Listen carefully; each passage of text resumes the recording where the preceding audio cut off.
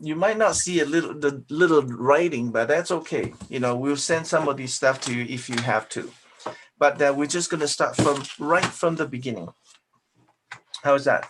Perfect. And let's just check your pencil first. Wait, we're gonna start slow. We don't need to go and purchase everything, you know, and all that kind of stuff. So if you have just a regular printing writing paper for to start, we're good. Lucy, I got your message about the classical thing. You know that later on you can go shop and find, you know, something like that. Okay, and you all know that we're gonna just start with the HB. Keep it simple.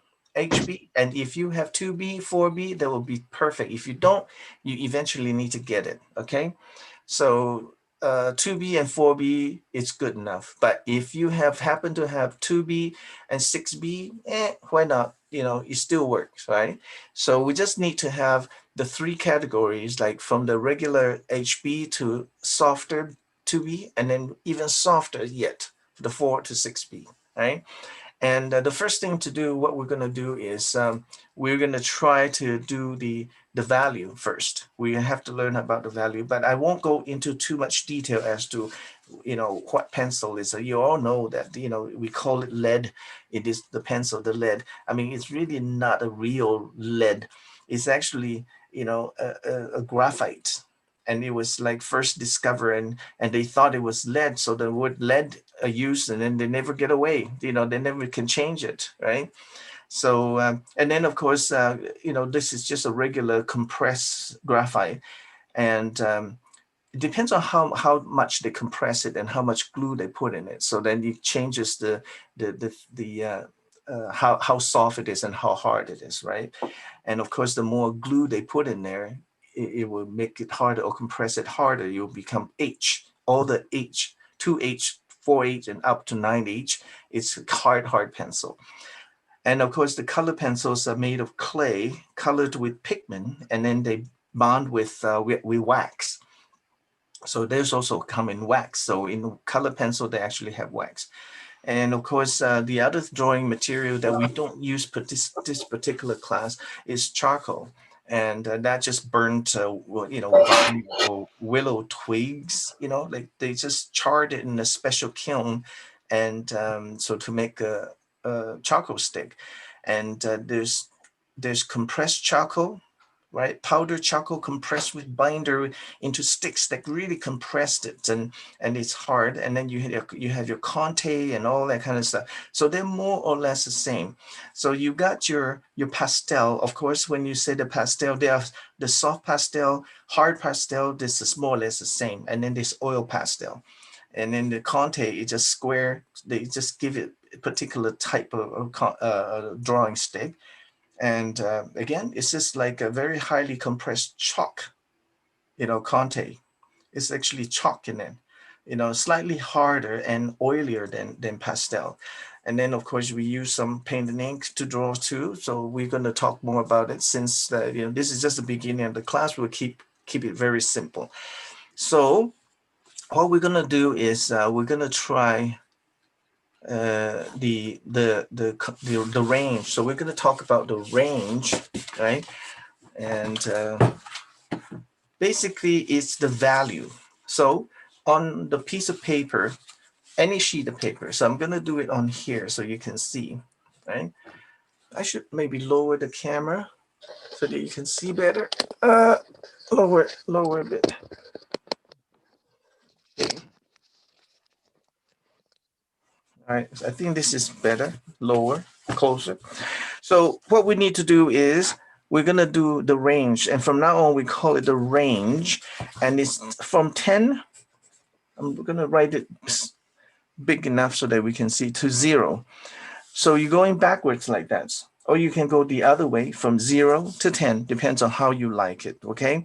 So usually we do the 0 to 10, meaning you take your pencil sideways like this, and then you go from 0, very, very pale, right? You can mark it the middle, right?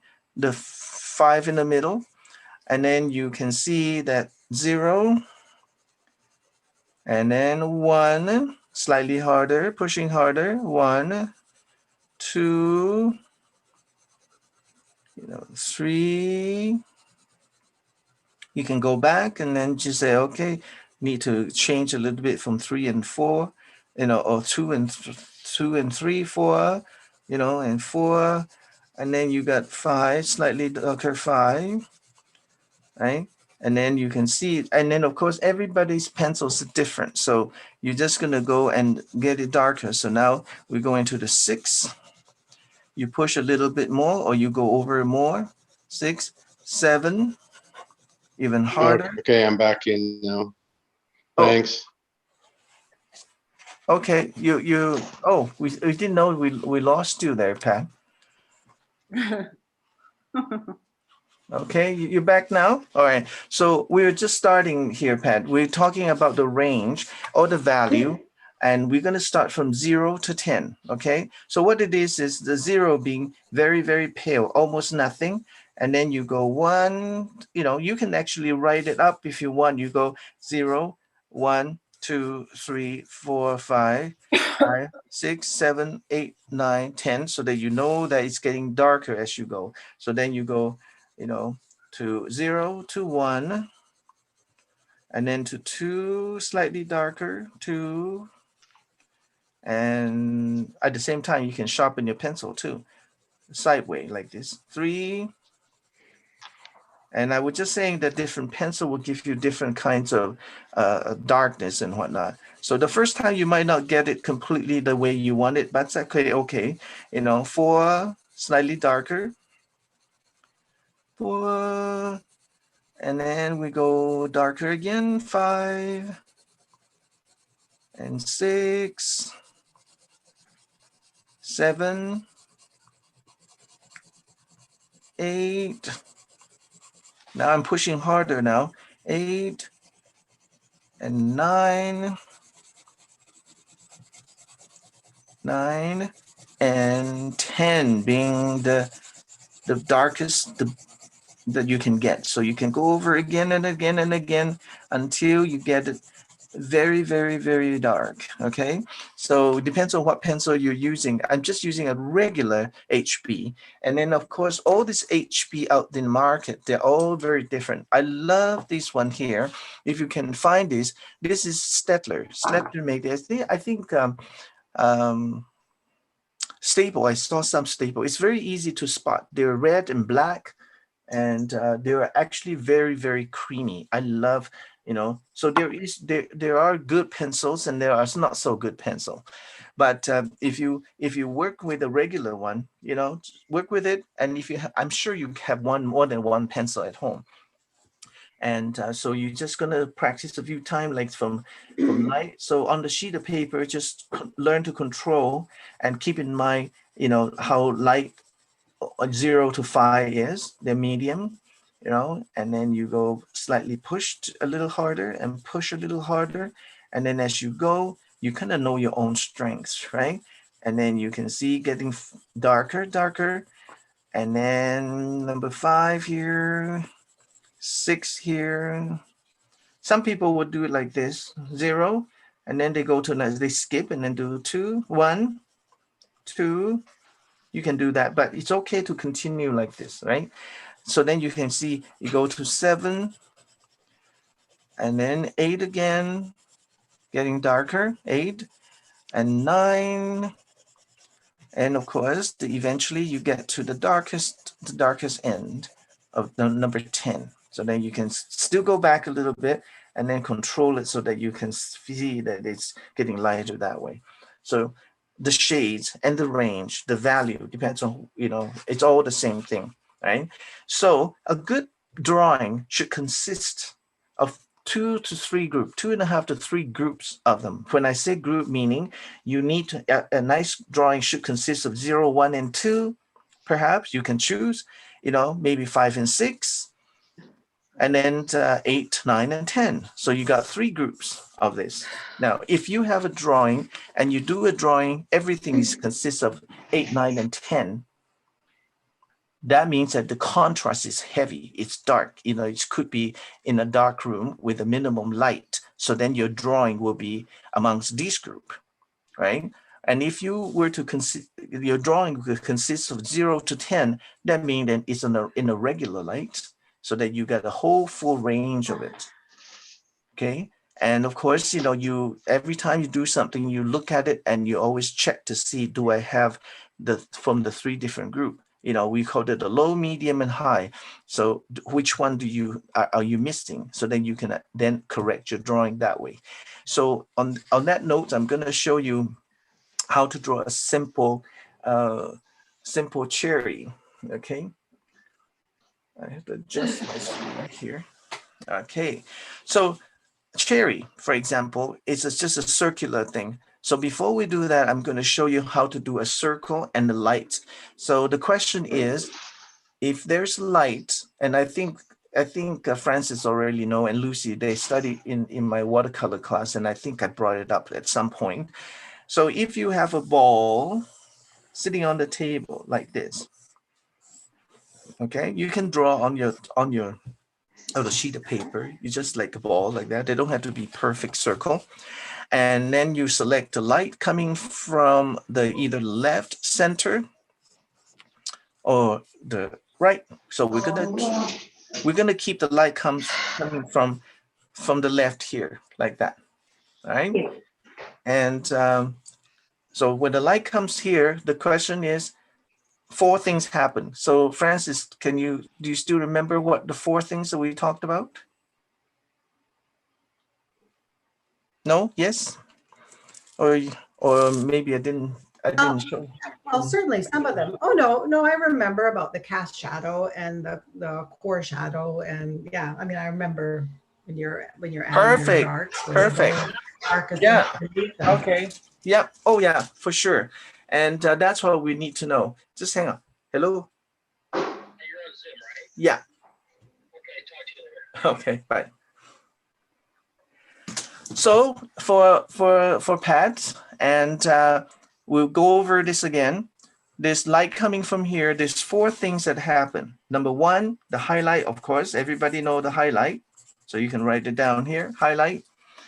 And then you have your second thing is your common. If you have a light hitting on you, you're going to have a cast shadow, right? So you have a cast shadow. And then another shadow is called a core shadow. It's what's happening on the body itself. So you have your core shadow. And then you have your last one, Francis, Lucy, reflective light, remember? Yeah, this is the one that a lot of people don't get, but you see in a second that I'll explain to you. So the light's coming down from here, and then you can start shading. Now, in this case, we're not going to worry too much about how you're going to shade it. And then I'm going to stop right there, and then I'm going to show you how you can make a stump. Did you guys go ahead and buy a stump, Francis? Yes, I've got lots of stumps from Susan's class. Yeah. Okay, perfect. And for about Lucy? No, what? No? No. Okay, so perfect. So we're gonna make a stump. If you have softer paper, like a newsprint, that you make a stump that will be softer. But if you're just using regular paper, and I want to show you regardless, you're gonna use it somehow, along the way. And if you're stranded on the island, you can't go to an art store and you just make one, okay? So you just take a piece of paper, and then you can lick your finger, make it a little wet, and then wet the corner, or you can just dip into some water, just soften it a little bit. I just want to wet it a little bit here, okay? And then you start rolling really, really tight. And the beginning, it's always hard to get it going, but you can see it's starting already, right? Here we go. And then you just roll it really tight, really, really tight. Hopefully you don't get any air in it at all. And then once you start going, you grab hold of it with both hands like this. I'm sure we all rolled some nice paper somewhere. So you see how I'm rolling it, Pat? Just go roll it really, really tight. So don't let go. And then I find it easier for me to just do it this way. Some people can do it this way. Out. It's this way. But What's happening there? Sliced my thumb. Oh, I just how'd find you it do that? easier to do this. Stupid pieces of bread apart. So roll, roll, roll. Oh, I'm rolling it too fast, too quick on this angle. So sometimes you may have to let go and then say, okay, let's start over again. And maybe this time we'll get it at the right angle. So start from the beginning is probably easier now because you started already. So nice and tight and nice and tight. And yeah, I might not get it the way I want it, but it's okay. I'll just show you. You already know how to roll paper. So just go keep rolling, right? Nice and tight, roll, roll, roll. Yeah, usually I want it to be this at the middle so that, you know, it's nice and easy to tape rather than have this long piece here. So once you get that nice and tight like this, and then you just put a tape on it. And normally I just take a Scotch tape. If I can find my Scotch tape. If not, I'm just gonna use my masking tape instead. I'm the only person in this room, I keep losing things. So you're just gonna tape it down, hold it down and tape it, right? Keep it down like this. Maybe I should use another tape. The reason why I want to use, oh yeah, it's right here. This seems to be a lot sticky, a lot better, you know. So I'm just gonna go and hold it here, okay? Now you can see that the end are usually hollow like this. And of course you can squeeze it until you go, wow, this part here is hard. That's with the hardest part. Or you can see that, you know, this is hollow at the end. And then when you move in and you go, oh yeah, right about there, it's quite nice and hard. So make sure you have some sort of cutting board, you know, to cut on. And just take an X-Acto knife and then just saw it. Get rid of them at the angle like this. Come on. See, obviously we found a spot that is quite hard, and then of course you can discard that. And so now you have a little homemade stump like this, right? And this is where you go and you can blend and everything, so that, you know, you see how, right? So that's your homemade one. So obviously you can always say, oh, if you hit the store and then you got a whole bunch of stump to choose from, then you can just pick up some. Now the small one, and it depends on what kind of paper. Sometimes they are white like this, and they're actually the same kind of writing paper. They're harder, right? And then you have the bigger one like these guys. The bigger it gets, the softer it gets. And usually the material, the kind of paper they use on here, from a certain type of rice paper to newsprint. So it's softer. So when you blend, it's nice and soft. The tip is nice and soft. And then you can blend and blend, and you will pick up a lot of, you know, lead as well. And this one, of course, is a lot point here like this. So you go into corners and small little area where you need to blend, so that you can use that one as well. Okay. And if Francis have other way of using it, then she can share with us. But so out of these different kinds of stump, you experiment with it, and then you can see. So on this little circle, now we're going to shade it. All right. So the light's coming from here. The highlight is on top. And then, of course, it's coming down, hitting here. So then we're going to have a core shadow starting at this corner, like right about in the middle, about roughly. But, you know, it all depends on how strong your light is, right? Then you just keep shading like this. I find it easier to hold it sideways to shade.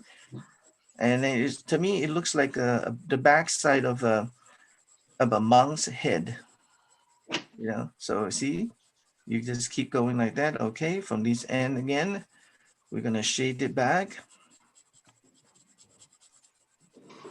Okay, so on your circle, you can try shading it, and we're just gonna use the HB for now. This is just practice, okay? So put in the shade in like this. Now, if you don't have stumps and stuff, you can always use your thumbs, your fingers, and then you can go and blend like that, right? Okay, you can do like that. Or if you have your lovely stump ready to go, and then you can just take that and then just go and blend, blend, blend, blend like this. So, okay. or you can use both in everything. So you can see that the highlight there, of course, I leave it quite a bit, but it all depends on how dark you want it. So, you know, you can go over again and again until you get it right. But this is just an example, so you don't want to worry too much about it, okay? So here we go. And then, so here's your core shadow, right? Put it this way. Boy, the sun is out and it's beautiful out. So this is the core shadow. This is the highlight, HL highlight, and the core shadow. And here's a little bit of a reflective light in the bottom. So we put an R there. So that's the light there. Now, the light's traveling in a straight line. Unless you want to use a ruler, you can try figure out where the light's going. See, this is the angle of the light. I'm just going to move over to the outermost of this object. It's right here somewhere. Okay. So then if you were to draw a line down, it hit the table. And then of course, the bottom part horizontally, you know, depends on the light source. I mean, because we're working on one dimension, it's hard to visualize, but we'll keep it simple. So this bottom line can be whichever way. So if I turn this line, horizontal line, a little bit this way, that just means that the lights are moving in a different direction. But we're going to keep it simple that this light is come from the west, totally on the west side. So here's the line, and this is the meeting point. Yeah, here's the meeting point. Okay. Okay. Pat, Yes. I think you need to turn your mic off. Okay. So only when you need to talk to me or ask a question, you can turn back on, okay? Please, thank you. Okay, so now you can see that this is the meeting point of this light and then this line here. So therefore, if you go from here and then you can just draw the circle and it hits here, and usually it's just like a little oval, right? It bend, depends on how much you bend. If you go more like this, then of course it will be bigger and there's your shadow. Okay. Was that a 90-degree angle you made? Like, sorry, I didn't want you to draw the, Oh, this 90-degree here? well, the two different lines, are they? Yeah, this line will always be the same. You can't change this one too much, and make it easier for the beginning. And then we can keep this one like that. But you can change this light if you say, you know what, I want it to be a little bit to the northwest, the light, a little bit to the northwest, like this. Make sense? Yeah. Yeah, rather than total west like this, you know, this is almost probably total west, Yeah. like that. So because I want my paper is only this short, so I keep it somewhere around here so that I can have a shadow that's short enough. So this part here doesn't matter. You just go like this roughly. Normally we don't really draw heavy line like that. We just kind of eyeball it, and here we go. And then you can create a little oval shape here, and then your shadow for this particular object, as long you do, if you were to do, well, I'm gonna do the cherry in a second. So then of course you only have one light source. So then you make sure that all your shadow falls exactly the same angle, right? So here's the one, you know, so this is just one of the shadow that you can create. But the basic rule is that the light comes, travel down, you know, and then it goes back. And then of course it hit the ground, it hit here and it hits here. So therefore it bounce back. Then you get all this lovely, maybe a little less here on this side. So then you will have the reflective light right there. Okay. So then your shadow will be here. And of course the shadow, if this is a solid object, the shadow on the bottom, right in the bottom will be probably darker, and that's probably about between 7 or 8 here. And then as they move out into either 3, 4, or 0, depends on how the light hits. Okay, so that's basically your basic kind of a rule as to how to draw a circle like that. So I'm gonna just create a cherry, a couple of cherry, right? So the cherry, of course, you know that, you know, just a little oval, slightly off oval shape. So I'm gonna make a big one so that you can see it. So we're gonna go and say, okay, here, there's a cherry, little cherry. And then here's the top, a little curve, and with maybe, you know, wiggle, wiggle. That's the part that joined to the, and there. Okay, so that's the little fat little cherry there. So for your exercise, you don't need to do it really huge. I mean, sometimes it's easier for me for you will to just do a cherry like a regular size cherry, actual size is good, you know. Then you go like this, little UE, and then just go like that, and voila. Then you got cherry small one to shade. It's a lot easier. So you keep the light coming from the west, and then you start shading on here. And a small one, if you start using your pencil, you find that they're starting to wear off on one side, and that's even better because then you can shade it nicely, right? Rather than having to do this constantly, you can take it, you know. And sometimes before you start with, you know, using your pencil, you sharpen it. I prefer to cut it with a knife so that I can get a very long lead like that. It's nicer to draw. And then I'll just on the sheet of paper, just push it down and then just go like that until you get the angle, right? Then you go, okay, here we go. And now you always have a sheet of paper that you're gonna do this because we're gonna use these lead afterwards. So you can see that my pencil is at the angle. I'm gonna see where it is. And then you just keep going until you have an angle. So then it's just much easier to use that angle to shade like this. So here's my core shadow. I'm going to put my core shadow roughly. It doesn't have to be smooth right now. All you need to do is make sure you got the 4 element right? So here we go. And then you can use your homemade, whatever, homemade stump. And then you can try that. And then you just go see how you get into the small corner. And then you rub it. Circular. Usually we do the circular motion. And you can see how this homemade stump works really quite well in small little items like that. And then at any given time you go, well, you know what? Right now it's only about 4 or 5, you know, and then the light's coming from here. I want it to be slightly darker on this side. So then you can still go back in and give it a maybe 6, 7. Here, 6 or 7, you know. And then you rubbing circularly again, you know, and of course you can always erase whatever, you know. If I say, oh, I'm doing this and then I'm losing my reflective light, then you just go ahead and bring it back in. And this is where I'm going to show you. I was just playing with it just now. Oh, a kneadable eraser. Of course, I found a store-bought one. Someone gave me a store-bought one, and this kneadable eraser. And those are great for certain things. For example, if I want to restore my highlight, I can take this. You see, this is a lot softer. Now, this one here instead, this one is a lot harder. I don't need that much here. I'll just kind of cut this out. This is the hold it or stick it or whatever you want to call this. You know, the one that you buy in a dollar store and then you put a little bit of these behind the poster and then they stick onto the wall. What do you call that? Sometimes called sticky, hold it? Sticky tack. Oh, sticky tag. Yeah.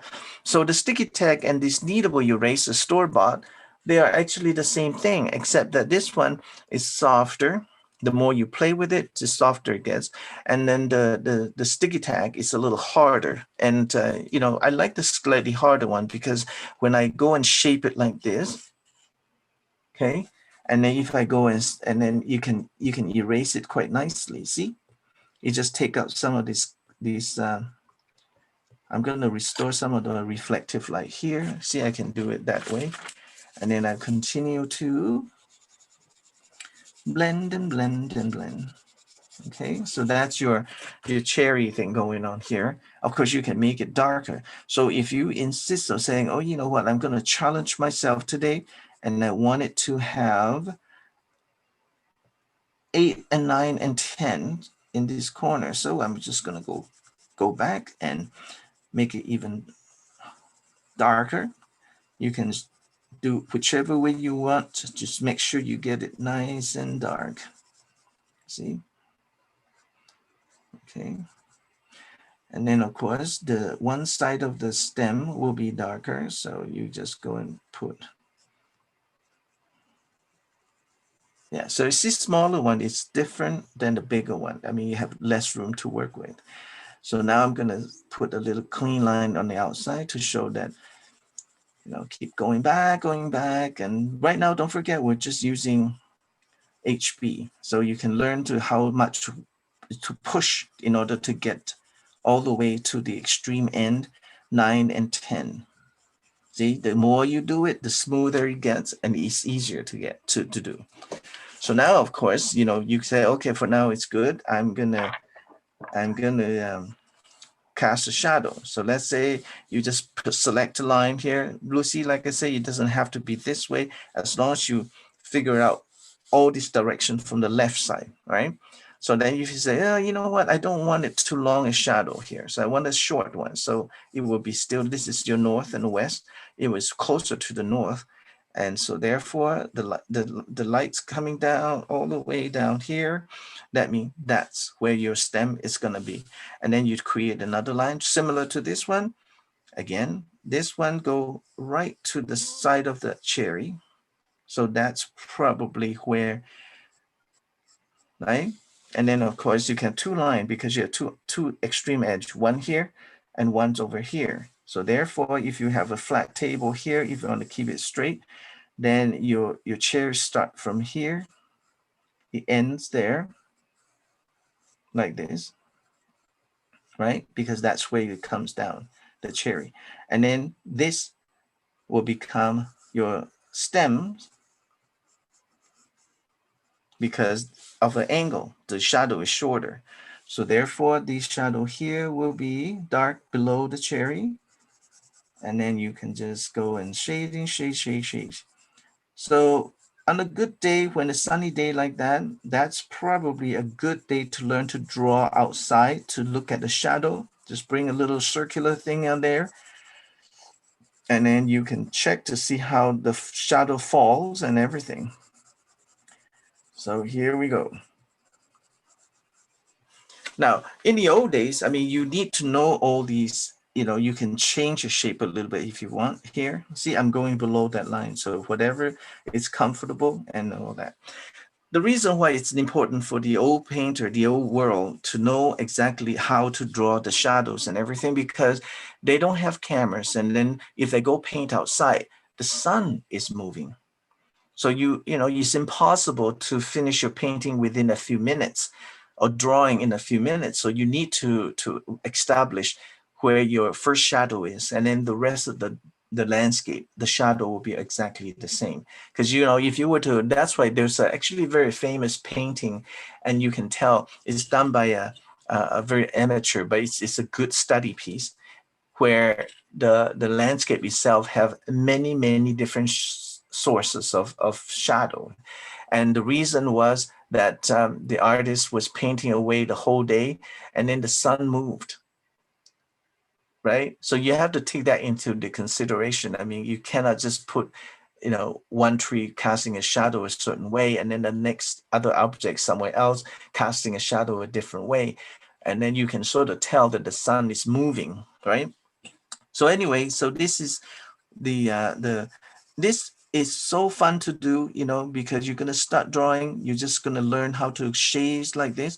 And you can, like I say, see, you can constantly go back and then start playing, doing more and more. And if you have a real thing to look at, that's even better. But you don't necessarily have to, because once you know the rules as to how light works, then you're good. You're good to go. And then you can see, you know, the more you shade it, the better it looks, right? Okay. Any questions so far, Lucy? No? I No, think that's I'm good gonna have about trouble the with the shadows. shadow. Yeah, I had not learned that before. Sorry, No? Lucy. Yeah. Yeah. Well, so I I mean, think this you is can show us that about 10 more times. No, this is the beginning. That's why we always started, any kind of drawing classes or on Instagram, to YouTube or whatever. The first thing you do, you need to know this, right? You need to know this using the circle. And then, of course, I think I sent you an image with triangular shape and everything. That will come later. But you start with the circular one because it's so fun to see all the four things play out on the object. So you got your highlight here. I'm just trying to make sure I don't lose my highlight. But you always have your kneadable eraser or eraser. You can dab on it to make sure you got your highlight there, and see. You can get rid of some. And the nice thing about kneadable is then you can just knead it again, and then you got the fresh tip again, and then you can just go dab, dab, dab. If you really want to bring out the reflective light, you can see more or less like that. So then How you can did you know see. where to put the stem? Sorry, I really found that part. Oh, the stem. You mean Reflection, stem reflection. the reflection? Well, you need to know the angle to start, right? Yeah. Yeah. So then you see how it goes all the way, and it hit the table, right?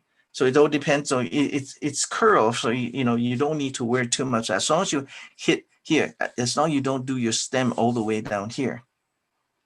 And the Right? table, like, what part of the table are you using? Just below the cherry, or where the table Yeah, we're starts? just gonna keep it this line, or lower a little bit. It's okay, because that angle is sort of ambiguous. This little angle, right? Because like I said, we're dealing with one dimension. So then we'll just keep it one dimension. It's much easier to keep it one single line like this. So I got it here, but then I move it down just so that it looks better. So that means that this light is moving up a little bit, right? So you almost have to go in the outside today, if you can, and find something round, right? And then you can see, but of course, the hardest part is that you cannot move the sun, so you only have one angle for now, okay?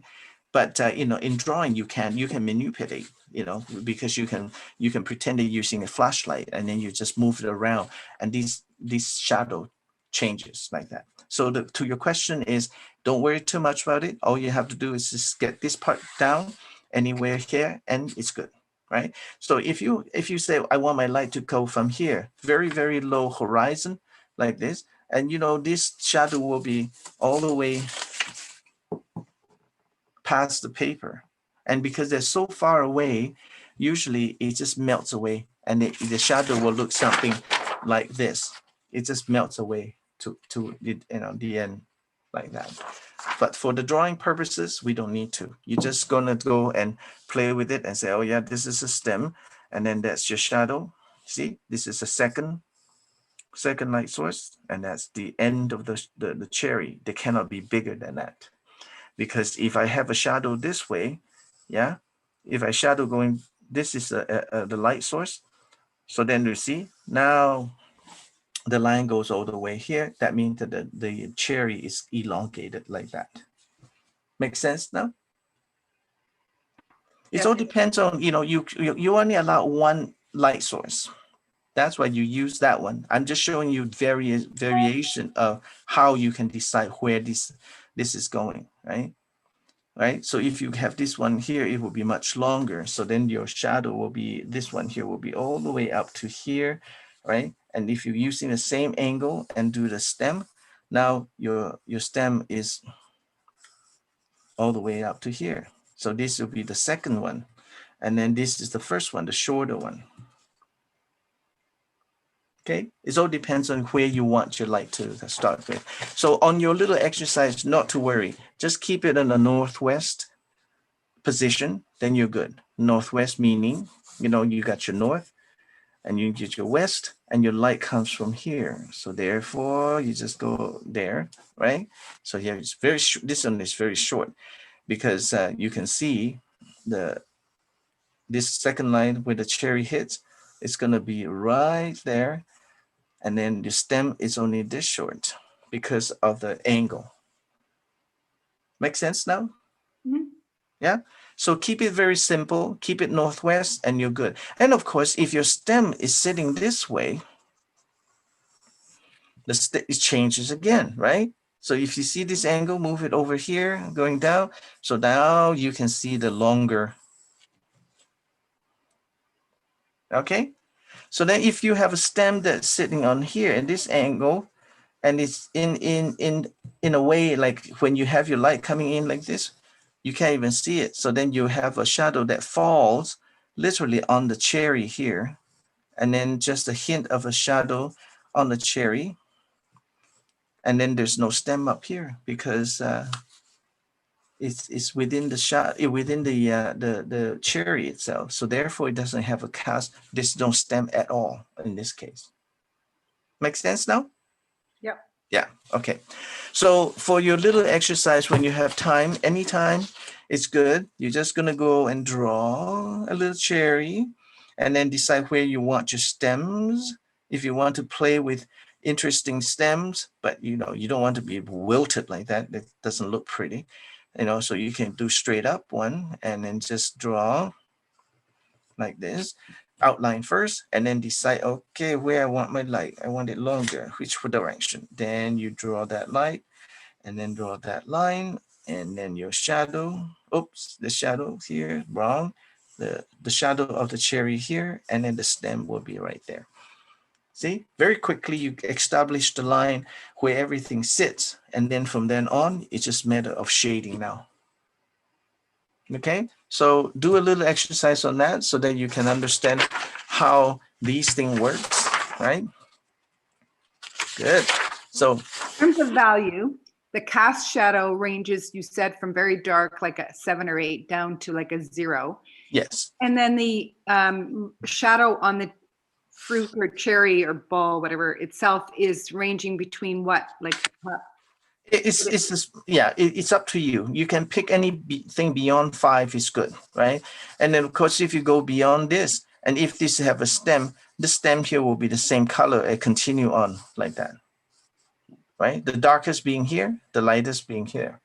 and the reflective light, how dark is that part usually? The reflective light, if it's it all depends on how strong the lights, and so that doesn't matter as long as you keep it light in the bottom. That's good enough.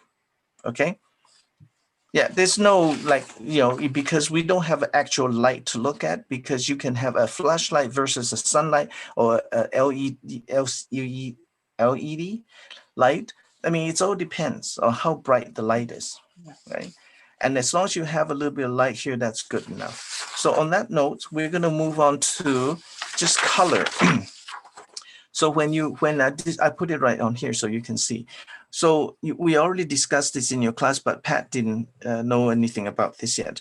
So if you have a white, we would consider this is a white ball and this is a white table, right? So then your reflective light will be most likely white.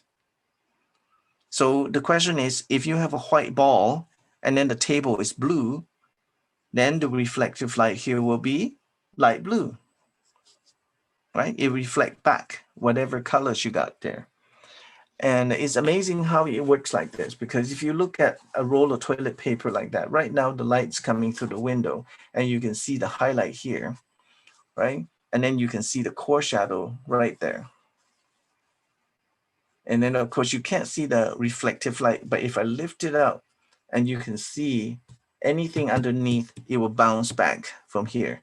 And sometimes even if I were to just put my hands here, you can see there's a pink color because it reflected back from my hands. So any colors on the bottom, it will reflect right into your reflective light. And also too, they can combination of 2 colors. So question is, if you have a yellow pear, that's next thing we're going to do, a pear. A yellow pear sitting on the blue table, all right? The reflective light will be green. It's the combination of these 2 colors, and the reflective light will be the combination of these 2 colors. So if you have a pink ball, a blue table, your reflective light will be purple. Okay, that part is easy enough. So, but it's only What color will be the cast shadow? The cast shadow, it all depends on how strong this color, but normally it's always gonna be gray color, you know, and you know, sometimes depends on the light, you will get some kind of a glow in there.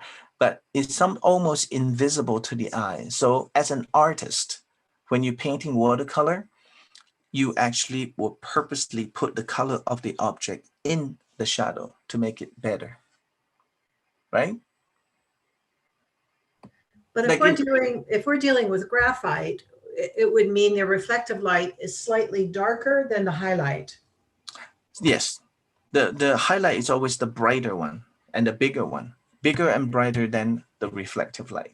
And then the highlight, doesn't really take on any color from the table. So if you have a blue ball, the highlight here can be white, could be a 0 blue, to maybe a 5 blue, right? Because it's no longer the same blue as the original blue, because the highlight is so white that it just changes the color. The good example is a leaf. So if you put a plant out there and you take a picture, the part that catches the light, it's almost like white nothing. Okay, so the question is that, do we have colors in the highlight? No, but it's just pale color of whatever is there. And I said it will from 0 to 5 here. And then your shadow, it will probably from, if you want to put 10, that's good, 10 to 0, right? 10 to 0, or in the very strong light, it will be 10 to 10. The shadow doesn't change. And then when you see that, and there is color in here, but like I said, it's not visible to human eye.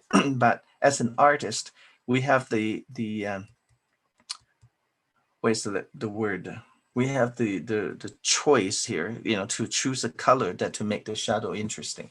So next time when you look through Instagram or whatever, and you look at still life, and you will see that that's the case. And of course, it changes again if you're doing bottles and glass and everything. Like marble is a great way to draw. If you have a chance to find a marble on the days like that, take it outside, put it on a piece of paper, right? And take pictures. And you can see that beautiful depends on what light is. If it's a clear marble, it will cast a beautiful light in the middle, because it's a crystal, right? It's almost like a crystal. And when the light travels through the ball, and you actually have a beautiful light in the middle. But this is the solid ball we're dealing with. So, okay, I don't know if that answers your question, Lucy, but eventually you'll get to see it, more and more. So just keeping the basic going here, and then you understand how it works. As the important part is to remember, reflective light is the combination of the ball and the table. And then of course it's easier if it's white, then it will be light color, So if it's a blue, you are always gonna get blue, more blue. And it's a combination of two color, yellow and blue will be green. All right. So the other exercise that is really good to do is your pear, so now you're dealing with two parts. So how to draw a pear. So if you look at the shape of a pear, I'm going to put it up here. It's sort of like a funny little top, and then you have a bottom. Some of them actually less obvious than that. Some of them just go like this, smaller one like that. But it doesn't matter. You can just look at Bosch pear. It's long and all that, but just do a generic one, right? So it consists of two circles. You got your first circle, and then you overlap with another circle like that. And then you join from here, join, and here's your pear, join to here, and there's your pear, right? So then you can get rid of the middle line, and that's your pear with a shorter stem, of course, like that. So this is a pear that's upright. So now you consist of two balls now. Here you have one ball here and then one ball here. So if you have your light coming from the northwest like this, you will then have a hint of two core shadow here. One will belong to this circle, right? Here, I'm doing lightly, as you can see. Maybe I should do it darker so you can see it. So one core shadow here, and then you have another core shadow run from here on the bigger ball here.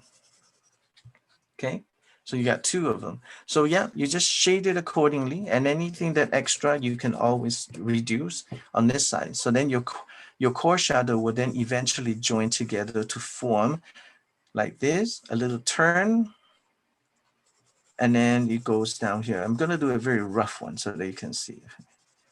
All right, so there we go. Right, so then of course this will be another highlight here. There's a highlight here, another highlight over here. So you got two. So you can see by rubbing this in with a stump, you can then play with first circle, right? First circle, second ball, right? And then your reflective light is still there. And then you continue on with the rest of them with maybe some gray color. Yeah, right? And then the rest is the same. The light coming from here, so therefore the darkest part of the stem is on this side, and then get lighter and lighter to this side. And then here we go. And then of course you got your light coming down this way. Sometime it will cast a shadow from here, and then they follow the pair on this side, the shadow here. So if you have your shadow coming down this way, not shadow, light, sorry. Light coming from here, as you can see, use my ruler, I can check it and say, oh yeah, look, this just happened to be on the outside of the first ball here. So therefore, there's only one. So then you can see from here, right? And then you can see how big this thing is. You know, usually you're just gonna pretend that you take a knife, right? And then just cut it on the biggest part of the ball. Cut it here, like this. And then if you cut that pair, you will remove the top, and that's all you see is this, right? So therefore, if you put the line down, you know, your shadow here will be exactly the same like this here. So the middle line, just so you don't have to fall on this line, you're just gonna go and follow this shape here, and that will be your. So it's just the physics of these things. I mean, you know, nothing too exciting. You know, it's just how light works, and that's how things happen when you have a light like this. So there you go. And of course, you can hardly see the stem because of the angle of the light. But if I move the light this way, then there's a different story, right? You know, okay. So there you go. I mean, if you absolutely have to, you can hint there's a little bit of a stem here. That would be good. However it sits. Okay, so you see how you got your core shadow, two of them going, one in this direction and one in this direction, and they all join together, two together like this, become one with a little extra, little something over to this side for the first circle, and then the second one.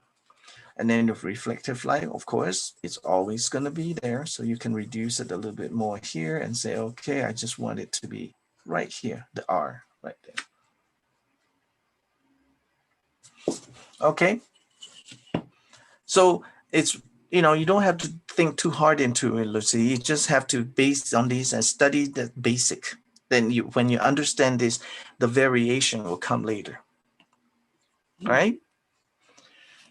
So that's that.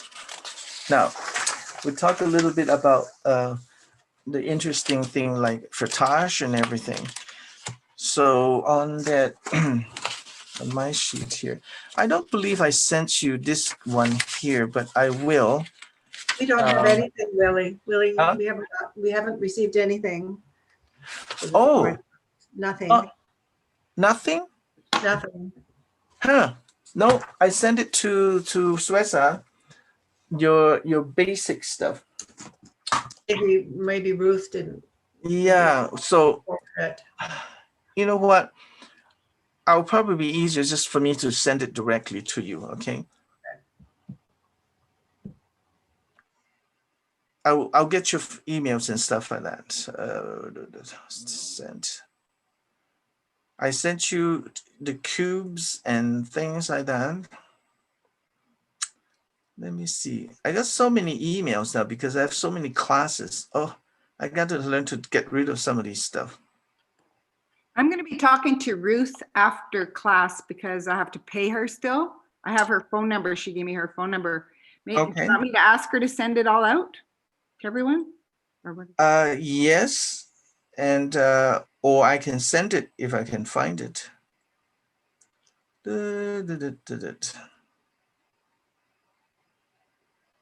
Program. Hey Ruth, I would do here. Okay, not there.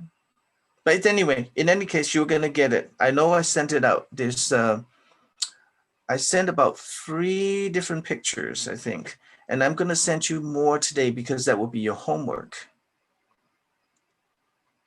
Okay. Instead of going through my email here, this nutcase here. Okay.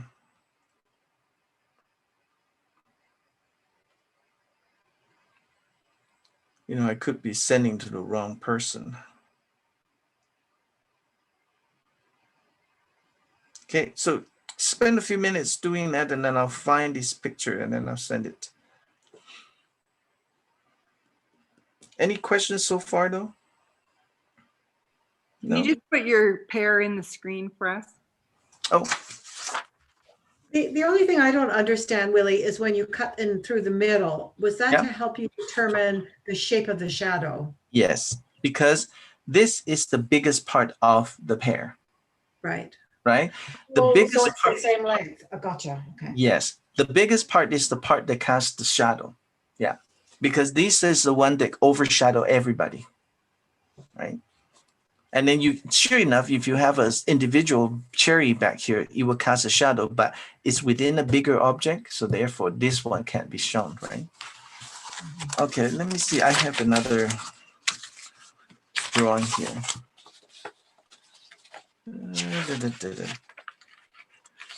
So I can actually send you this one as well. And whatever I think you need to know. So let's see. Yeah, so I will have several of them here, different ones from the past. So I will just pick the one that's best for you. Okay. Yeah, so it's, you know, everything is here. So you see this one is also more pairs here. Right? This one, it talks about if the light coming directly overhead. See, this is the case that it's much easier to see, right, Francis? See, the shadow here is exactly. Same. I understand now. Yeah. And then, of course, this is because shifted. So therefore, you know, you see here, if you say, oh, yeah, this is area is the neck area and whatever. And then you see it takes on the shape of, but it's elongated, the angle, right? Okay, so that should keep you busy enough to, you know, to play around with it. And I shall give you, what time is it? We still have lots of time. And I want to also show you some of this facial thing. We're going to eventually do a face, and but this is the homework that you need to do for me. I want you to draw on your own how you normally would draw a face, and you don't look at any picture. Okay, got that? That's your homework number 1. Yep. Got it. Yeah. Draw a face, and just to your best ability, and you know how you normally would do a face, because I want to do a comparison after, you know, when you finish that, and then when I show you the proper way of doing it, then you can actually see it. Okay, so that's your homework number 1. Draw a face without looking at the picture. And eventually we will get these pictures that I sent out to you, and then you can play with it. Okay, let me see here. Willie, when we're doing these, like I'm just looking at these pairs, and when you're kind of putting in the cast shadows, Yeah. does it really matter sort of what angle of lines you're making? You know how I can see your lines sort of are going in one direction, but does I mean, is there sort of a right way to put in the shading? Not really. Like I said, this is the one dimension, so we won't worry too much about it, right? It's not the 3 dimensions, so you keep it 1 dimension way of drawing. You just simply choose your lines, and this is one dimension. So therefore, everything falls into place like that. And in terms of the shadings and stuff like that, no, we wouldn't worry about it. You just have to know the basics to show me the highlight, the core shadow, the cast shadow, and also the reflective light. Once you get that in, that's good enough for me. For now, anyway. Okay.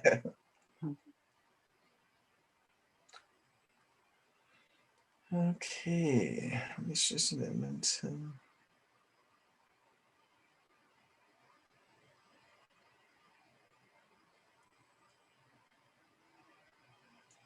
When you do something like that, this is all technical drawing, but once you know the basic rules, and then when you start applying it in real life, when you see in real, then you can actually see what's happening, right? Okay, so let's not worry too much about that for now, and I'm going to go over this part. We continue on. We do the range here. We got this, and we're going to talk about little frottage.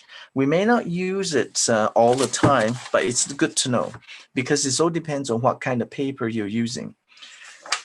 So frottage is actually coming from a French word.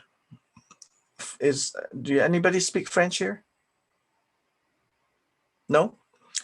Because I can never say that word. Frotter? Frotter? How do you To rub. spell that? How do you spell it, Willie? F-R-O-T-T-E-R.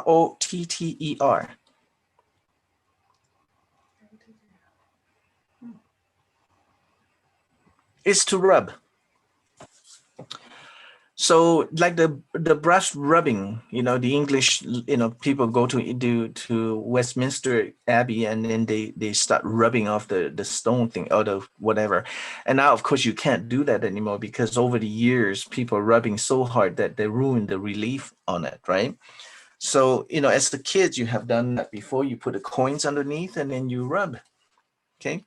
So this is your little fun homework to do. And just get a piece of paper, draw some little squares. You can do as many squares you want. And then you just go around the house and then just put it on something and start rubbing to see what kind of texture you're getting. I don't know where I got these words in here. Oh, a palette, some kind of palette, I guess. It must be from this guy here. Yeah, see, so if I were to put it on here, and so this is what they call a frottage. So the frottage is really quite fun to do because sometimes you can frottage something onto your drawing, right? So you can see the masters coming here. Master.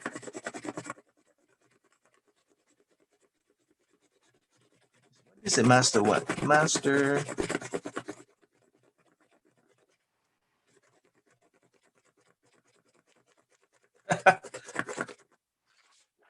Masterson. Huh. You can see it on your screen, right? Yeah, this will be perfect if you say you want to frottage something like that to a building, a wall or something like that. It's great. You don't need to draw them out. You just frottage it in.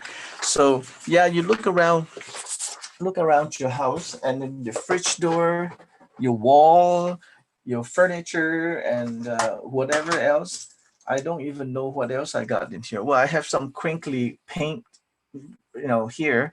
I can frottage it there and see what happened. So you can put it here and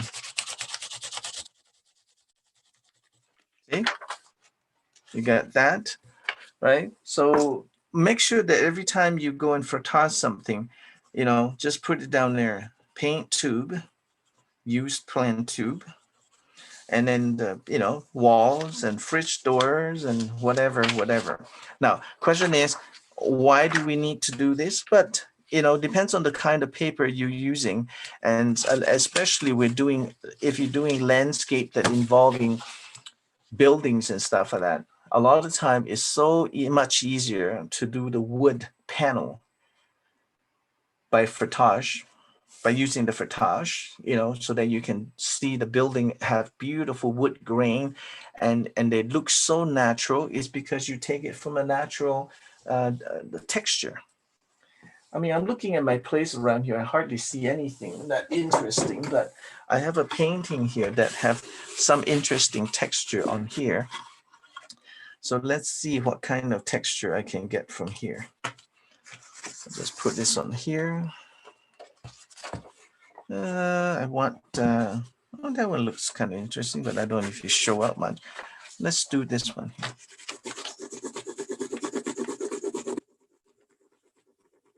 See? So let's say if you're doing a dinosaur and animal drawing, and if you can find some interesting texture to put the frottage on,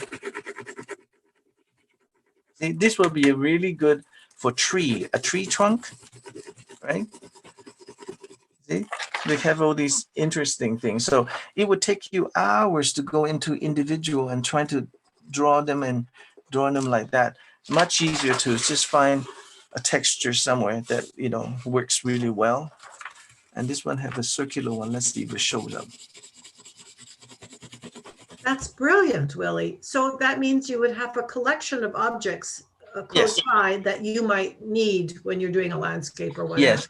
Yeah. Oh yeah. For serious painter, they actually collects pieces of texture, something, getting ready. If anytime you see something that you're working on and you go, I think I can use that particular something rather. So I'm gonna grab this. I just saw this, and somebody gave this to me.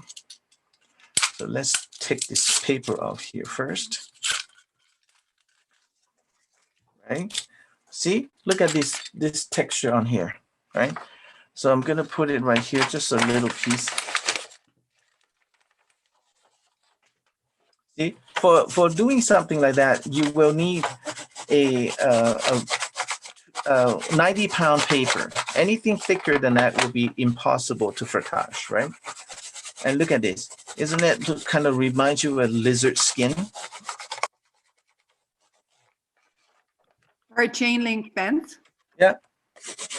We could So- use that when we were doing the chain link fence on. Just about anything. So when you're doing a drawing, depends on what it is, right? And then I keep saying about building, because that is the only thing that I can think of that you can do all kinds of interesting frottage, unless say skin. Animal skin is really interesting that way too, especially reptile, and also what other subjects that you can actually use it for landscape, sometime on the ground and stuff like that. And trees, especially tree, you can add all kinds of texture to it, right? So anyway, so you guys, you already know what frottage is. And it's interesting because sometimes you can save you a lot of time and make your drawing interesting.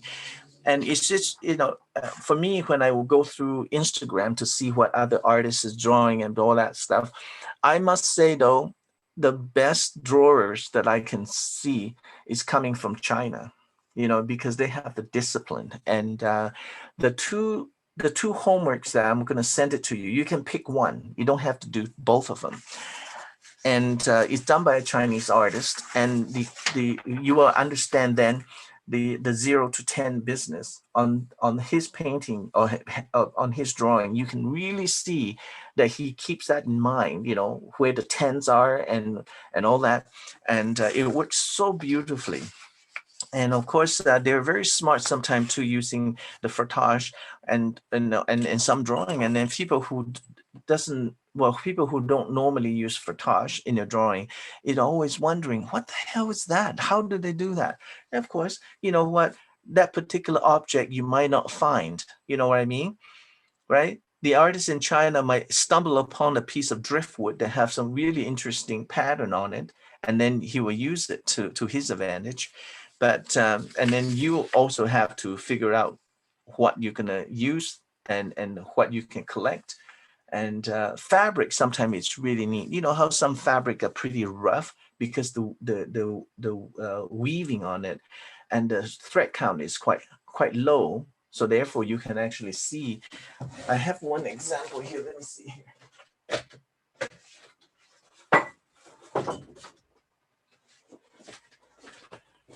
Well, this fabric here is kind of, I don't know if it's real fabric or not, but see how it has really fairly rough. So I can double check to see if I can pick it up.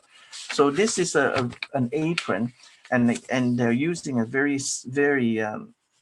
cheap fabric. Oh yeah, it's tight, but you can sort of see it. So you see, if I were to draw this picture and I want to create an interesting surface for the tables or whatever, I don't know if you can see the texture. I'm going to hold it up. It's hard to see because it's out of focus. But yeah, you have this little dot because the fabric is quite rough, right? So yeah, that's okay. I won't dwell on that. So you know what frottage is, that's good enough.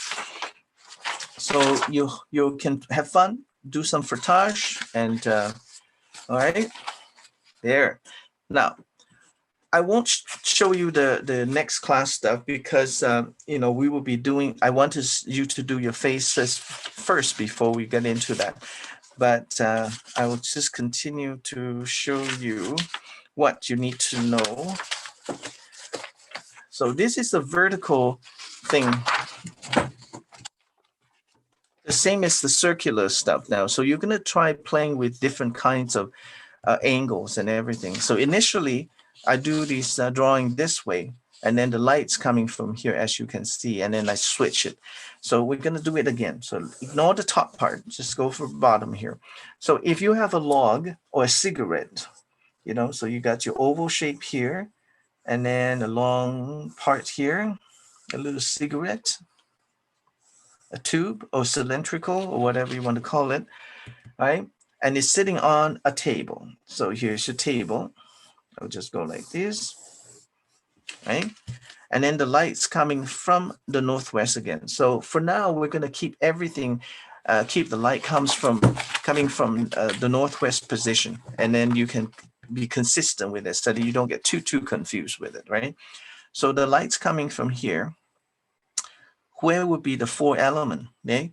So you can start with the corner here. If the light's coming here, you will see that the highlight will be closer to the light, right? See, like that. So here will be the lighter part, and then you might get a 2 or 3 on one side here, not super dark because it's still in the light, and you got the lighter part here.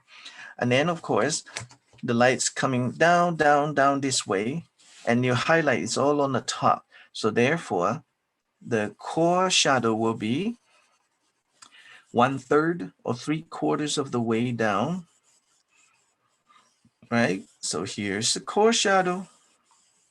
Now, normally you don't have to worry about doing the core shadow this angle. You're just gonna shade it like that. Just pretend that this piece of tube or this cylindrical is extremely smooth. So therefore, that will be your core shadow, right? Make it maybe a little darker. So here I'm gonna push it a little harder, and then I'm gonna use a stump for it, right? So there you go. And then I'll go, okay, I want to use the stump to shade it a little bit better. You know, we're into the highlight, but don't lose it. And then into the reflective light.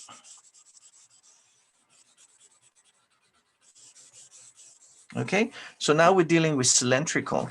And then, you know, later on we work on squares and cubes and everything. So the light's coming from here. So obviously at this angle, the shadow would then fall like this, right? Falling from here, right from this angle here. And then of course, you know, the thickness, it all depends on this angle again. So here, it doesn't matter how you put it. You just have to put a line across, and then this is the outermost. The light's coming this way. So therefore, the shape of it will be similar, kind of like this around here.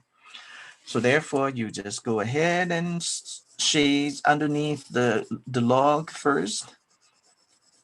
shades.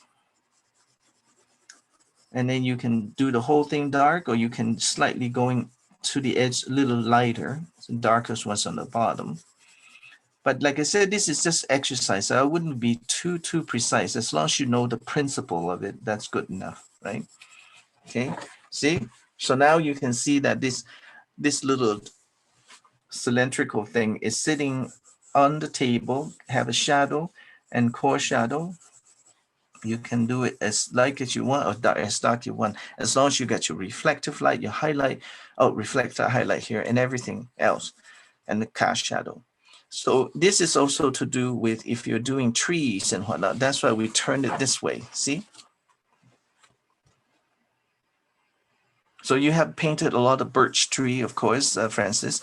So you can see that if the light's coming from here, right, on the right side, then therefore this highlight here will be much lighter. So I'm going to just lift it up a little bit here. This highlight on this side will be much lighter, like that.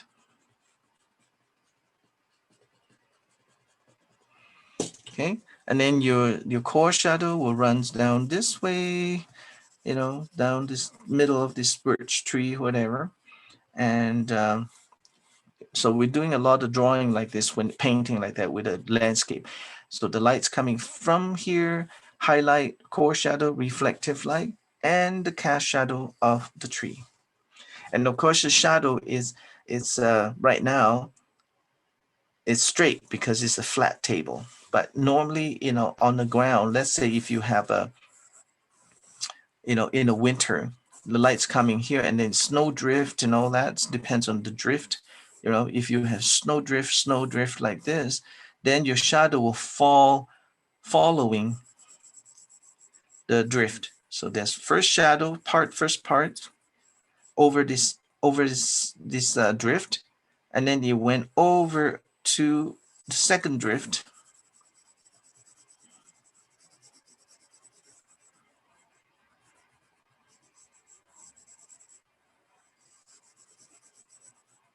Okay, so now you see that the shadow will be different compared to this one here, right? So yeah, this is something that you can also play with it very quickly. Just have to, you know, have fun with it. I mean, this almost looks like it's sitting on the wall here, right? See, stick to the wall, and then the light's coming from here. You got your shadow there, you know, and then of course, in this case, would be different, or like this. Yeah, you know, the outermost is somewhere here, so that's why we do it like this. Okay. And then of course, it's really fun if you're doing trees like that, you know, all you have to do is do markings here, adding a few markings, and then it would then becomes a lovely piece of birch trunk sitting here like this. Oops. Okay, so that's that. Is it too much to remember? I don't think so. Oh, no, it's good, especially if we got handouts. That's good. Yeah. So like I say, I'm going to photograph these, and then I'm going to send it to you.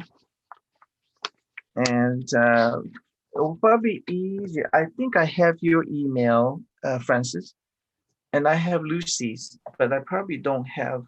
He sent it to you in the chat line there at that below. I sent it in the chat.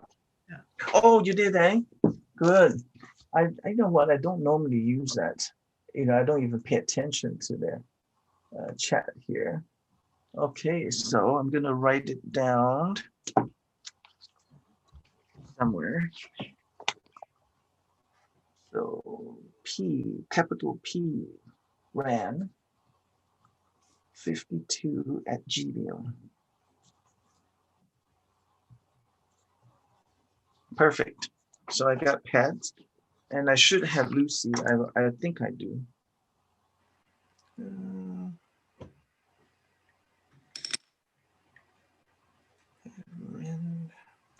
Just lucia.macquarie@gmail.com.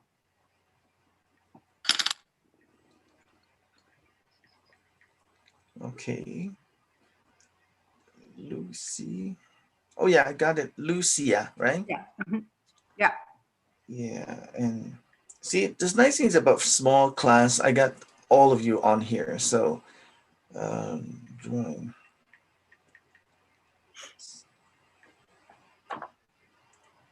Okay, let's see.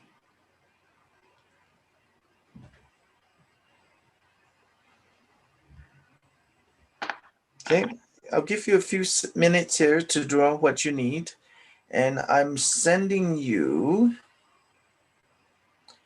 The only thing about this email is that you have to send one picture, pick up one picture at a time.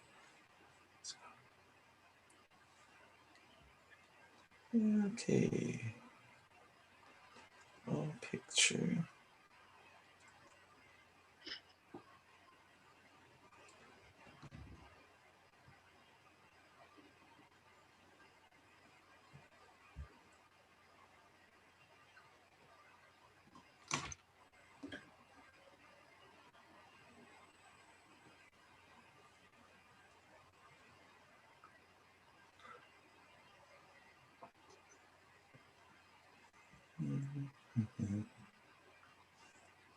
Turn.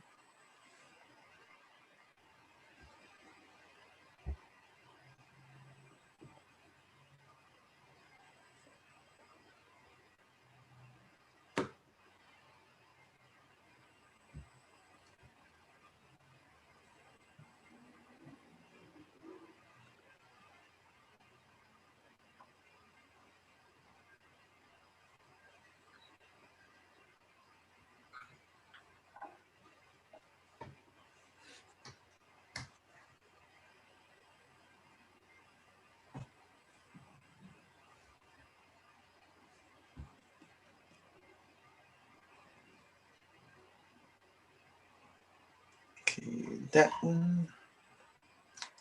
And this one.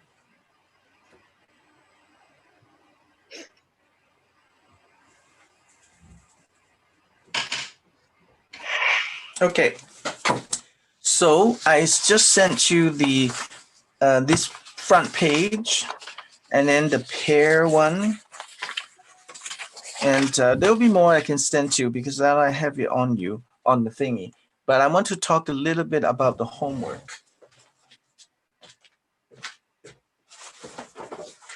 How big do you think this space should be? Pardon me? How big do you suggest we make this space that we're drawing? You mean the homework? Yeah. It's up to you. I'm going to show you what I got here. So I'm going to move my up a little bit so you can see it better.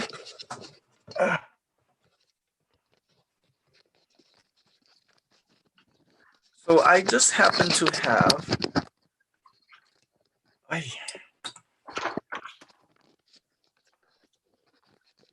camera. Sometimes it's just like, whoa, it's hard to clamp it down.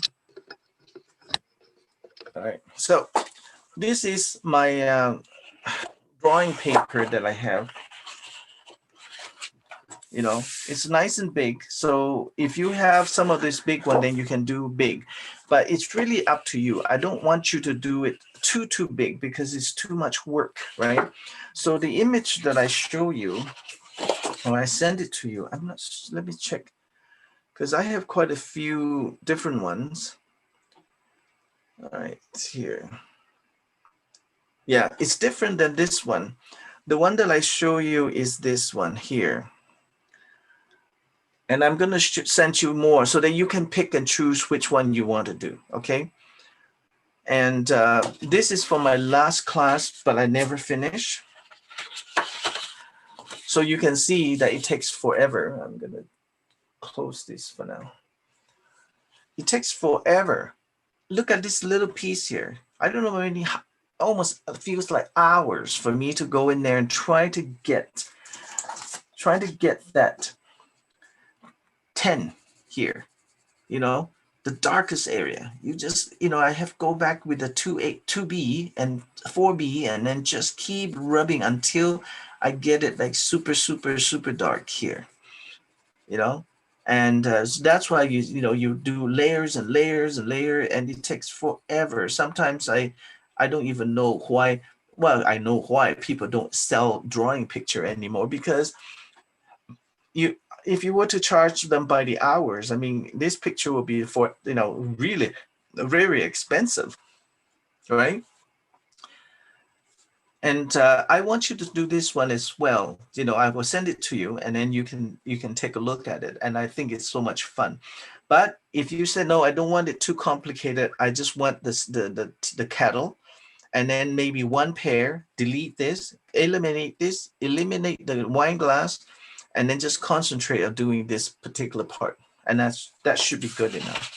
And then there's another image that we did. I never finished, and I really like that one, because after spending so much time on these guys, most of my students actually did the pot. The pot is so beautiful when it's done. Again, it has some really, really intense 8, 9, and 10 in the middle, So you just have to keep going back and rub and rub and rub. And the other way that you can make your drawing easier, though, I want you to trace it. So when I sent you the image, you can print it, okay? Print it, and then you can take it to staple and enlarge it to slightly bigger than your normal 8.5 by 11, and make it whatever size you want. And usually the largest size they can make there is 11 by 17. So that's quite nice, a nice size, bigger size to draw on and everything. And the piece of paper that I'm using here is actually a 90-pound, almost like a hot press watercolor paper, and it still works. Cream, and of course a lot of good drawing paper is called the Stonehenge. You must have heard, but it doesn't matter. You can get any kind of paper. I'm sure you have some really nice paper at home, even, they just have to dig around and then you find them. So let me find out those pictures again. Okay. Willie, one of my problems is keeping my paper clean, especially when I'm working on a large sheet of paper. And I try putting paper under my hand, and you can do that. But writing, it just makes a mess. I usually just, if I do this one here, for example, I just put my paper here like this, right? And then I draw it like that, so that nothing is got smear on this side. So you just have to keep moving, and then like this. And you should pick up that piece of paper, not slide it, I take it. Yeah, and of course too, when you push it down like that, when you slide it like that, nothing happens, right? Unless you push weight on here and then you push, then you will. But normally if you put weight on it and it's stationary like this, nothing comes out really, right? Okay. Like that. You just don't go and rub it like this, but you don't normally do that. You just put it here and then just put a pencil, pick a pencil up and say, oh yeah, this part here needs to be 10. Let's do a nice 10. Just keep on rubbing it into 8, 7, 6 here, and then another 9, 8 here, and see, and it will only make your drawing better. So you got all this different stuff that now you can use, and then you just say, okay, make it softer here. The other thing I struggle with is getting a clean line on the outside of. Oh yeah. Now, just using a sharp pencil, is that? Yeah, normally when you finish most of these, and then yes, you need to go in some area, but not necessarily on all of them, because sometimes it's nice to have, for example, where the light hits, the light obviously come from here. So a lot of time it's nice to have what we call the vanishing line, right?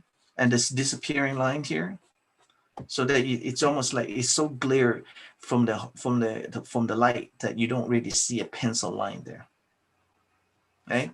But then if you do this side here, for example, oh yes, definitely you need to have a very clean line on some of this darker area. Then it's just make it a lot sharper that way.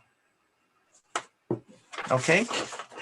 So like I said, if you're gonna be busy for a while there, and we have more to cover yet. So we're going to talk about it either today, a little bit today, and then we're going to talk about faces. If you can get the number one thing first, face down first. The still life, I just want to give you more time so that you have extra week to go and print it and draw it and everything, and then we'll work on that.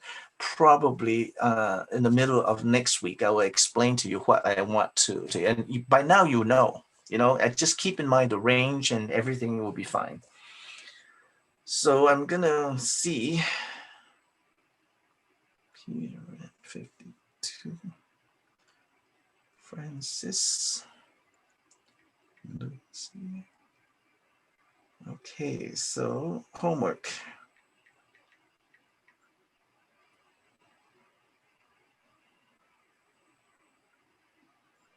Picture album. I know, you know what, normally in a normal art school, you will have to take like at least 2 years. 2 years to get all these things done. But we don't have 2 years.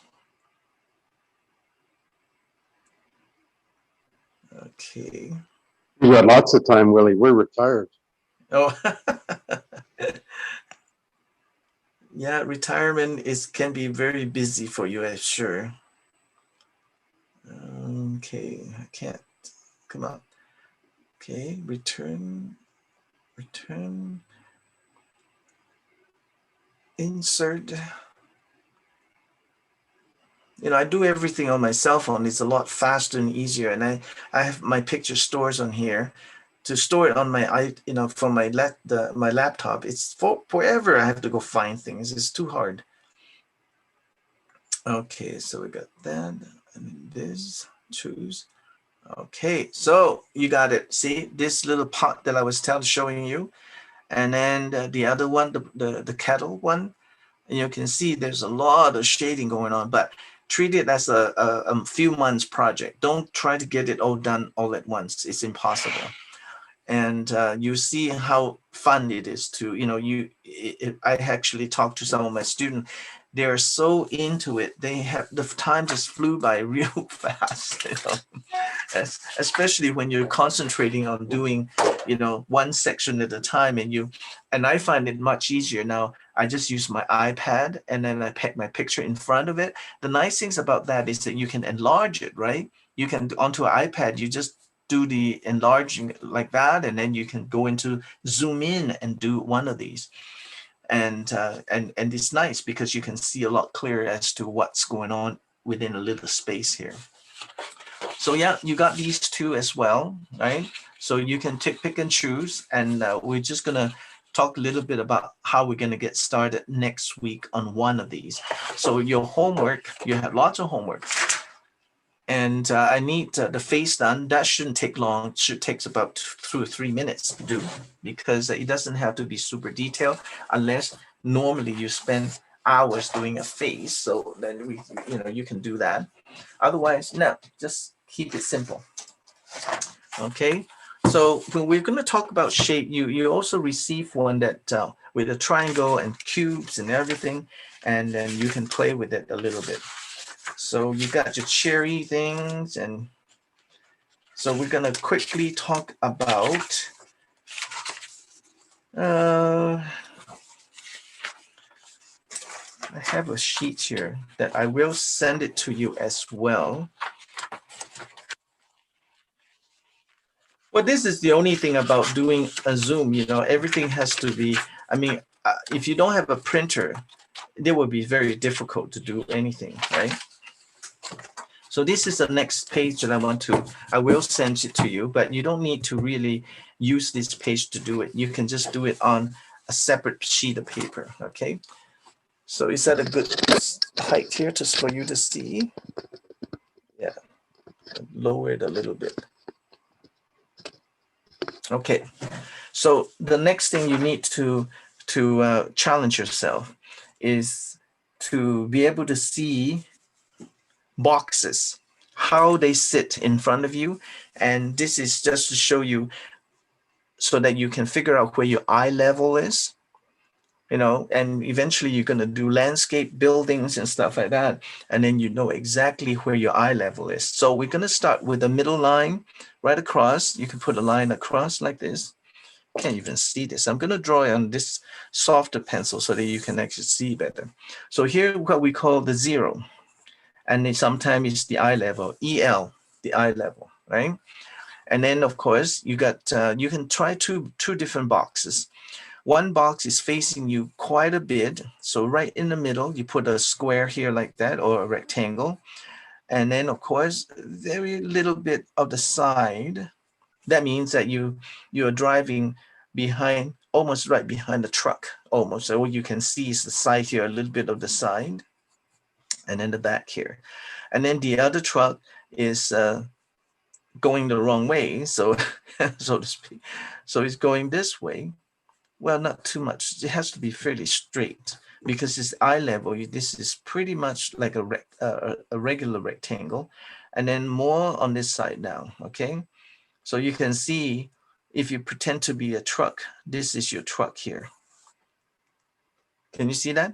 Right. So this is your back view. So of course we're not doing a truck. So I'm just gonna get rid of these so to be less confusing here. I just want to show you the angle, and you can see the angle here like this. All right. So here's the thing that you need to learn. You can do it freehand, or you can actually draw lines. So sometimes people will actually draw lines up. All this line here, right? This is one line. Here's another line. Boy, this thing is smeared. And then here's another line, just to make it easier for you to see. So this one here is a very tiny little side view. It will have very tiny little bit here. It's so small, I don't even know if you need to draw the lines on this one, but it's there anyway. So then this one here. Now, like I said, normally you don't need to worry about all this. You can actually draw it freehand, but you should do it this one first, and then the second one, then you can play with it. So I'm gonna do the second one without the line, just single. My eye level, and I shall put a box here,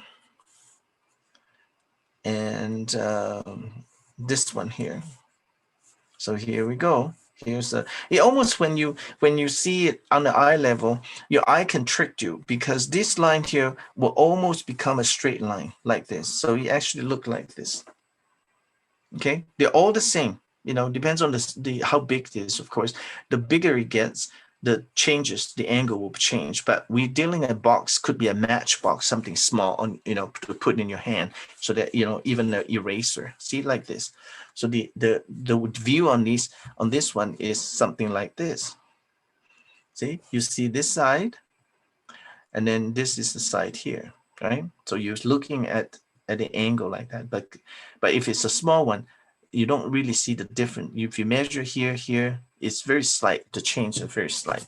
So from this one, and I'm going to go back to this one here again. So we want to lift this box up. So then we'll call it the 1 and the 2 and the 3. All right, above the eye level. And then you have your -1 and your -2 and then -3. So what will happen if I move this box up to 1 above the eye level? So you move it up. So therefore we can do it just about here and say this line first, okay, the bottom line. So the bottom line will be now starting to change the angle, right? The angle will go this way. And then this side here, now the angle is going down this way.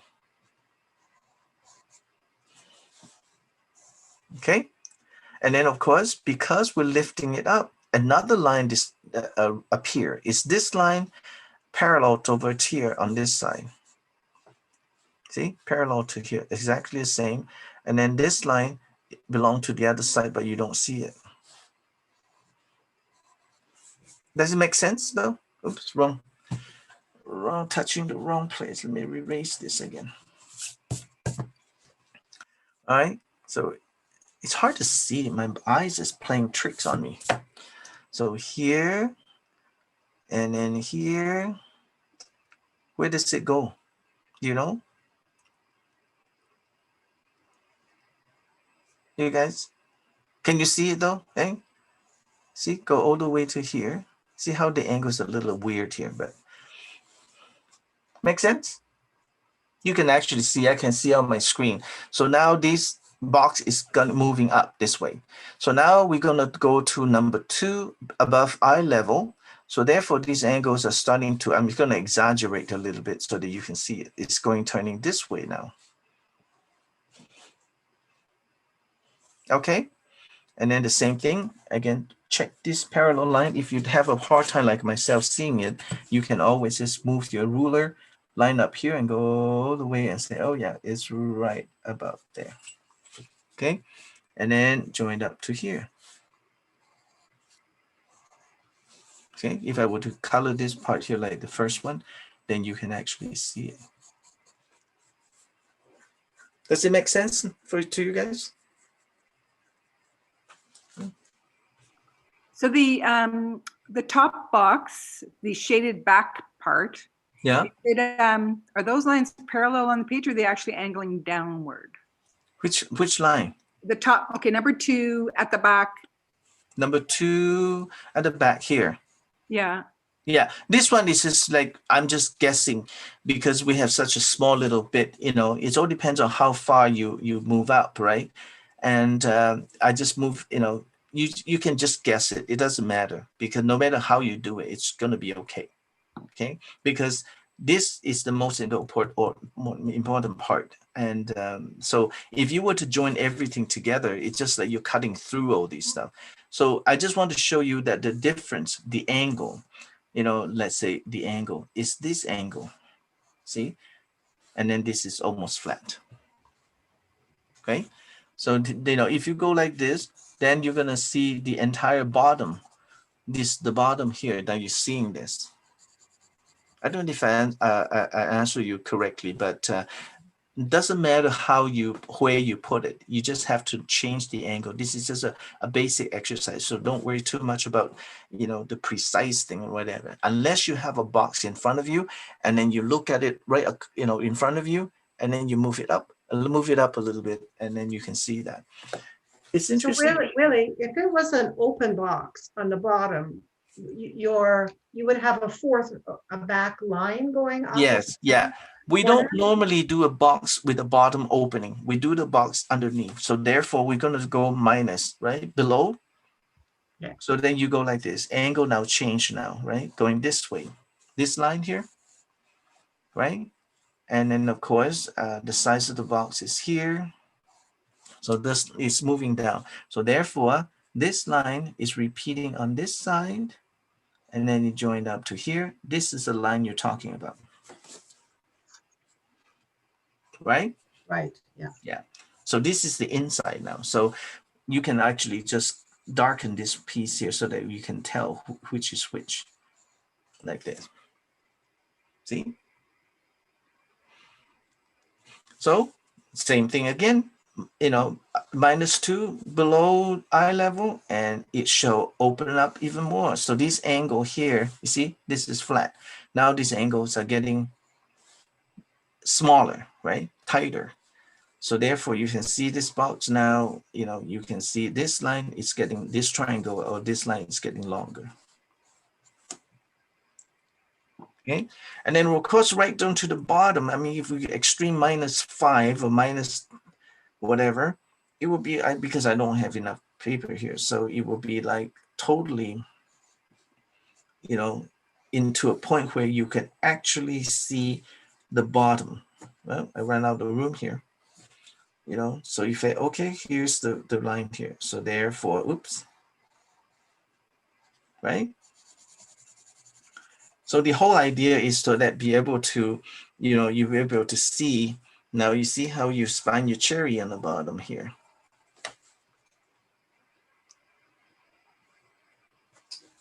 Okay, Now, the reason why we're going to do this is because it's really important when you're doing buildings and stuff like that. You need to know these kind of stuff, simply because if I were to do a high-rise building and join up to here, this is the high-rise that what we're going to do. And then this is a line here. Let's continue here, right? And then, of course, you will end up with an angle going this way. See, that's the bottom. And then the angle go this way. Right? Make sense? It actually consists of tiny little box to different floor to create a high-rise building like this.